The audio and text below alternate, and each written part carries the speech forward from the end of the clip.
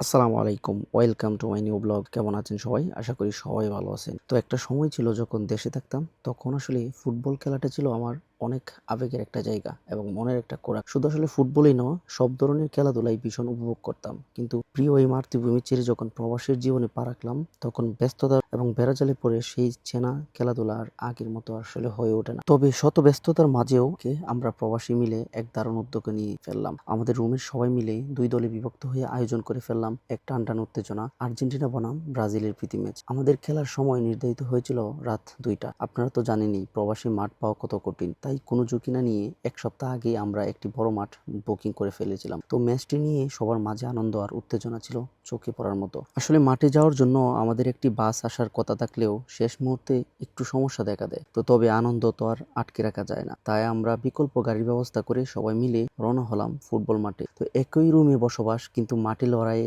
চিরপ্রতিদ্বন্দ্বী। আসলে মাঠে পৌঁছানোর পর দেখা গেল যে এক চমৎকার দৃশ্য। একদিকে ব্রাজিল দল নিজেদের ঝালিয়ে নিতে প্র্যাকটিস করছে, আর অন্যদিকে আর্জেন্টিনা দলও মাঠে অন্য প্রান্তে রণকৌশলে সাজাচ্ছে। সবচেয়ে মজার এবং সুন্দর ব্যাপার হলো, আমরা যারা একই রুমে থাকি, একসাথে উঠা বসা করি, একসাথে খাওয়া দাওয়া করি। মাঠে আসার পর তারাই যেন দুই চিরপ্রতিদ্বন্দ্বী দলে বিভক্ত হয়ে গেলাম। আপনারা হয়তো জিজ্ঞেস করতে পারেন, ভাই তাহলে আপনি কোন দলে ছিলেন? সত্যি বলতে আমি ব্রাজিলের দলে যোগ দিয়েছিলাম, কারণ ওদের প্লেয়ার একটু কম ছিল, তাই সমতা আনার জন্য ওদের দলে খেলা। তবে দল যেটাই হোক, আমি মূলত ফুটবল খেলাটা মন থেকে উপভোগ করি। আর ব্রাজিল বা আর্জেন্টিনা সাপোর্ট করার জন্য অন্ধ আবেগ দেখাতে হবে বা ঝগড়া করতে হবে এমন তো কোনো নিয়ম নেই। যারা আসলে মাঠে খেলতেছিল তাদের সময় শেষ হওয়া যায় আর আমাদের সময় শুরু হয়ে গেল। তো মাঠ খালি হওয়ার পর ঠিক রাত 2টা আমরা সবাই ভেতরে ঢুকে পড়লাম। তো খেলা শুরু হওয়ার ঠিক আগ মুহূর্তে আমি সবাইকে ডেকে একটি গুরুত্বপূর্ণ কথা বলেছিলাম। তো আমরা এখানে আসছি একটু আনন্দ উল্লাস করতে এবং প্রবাসের একঘেয়েমি দূর করে খেলাটা উপভোগ করতে। খেলার শেষে আমরা যেন সবাই সুস্থ শরীর এবং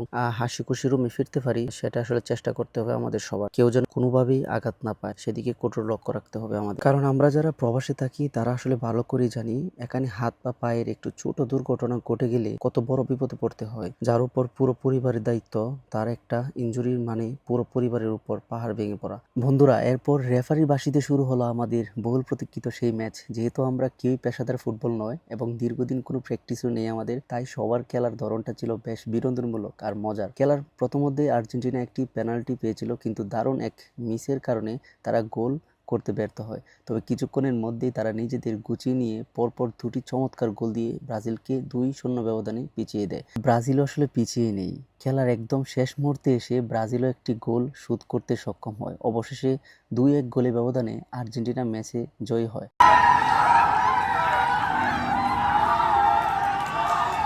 তো খেলা শেষ হওয়ার পর তারা যখন ট্রফি নিয়ে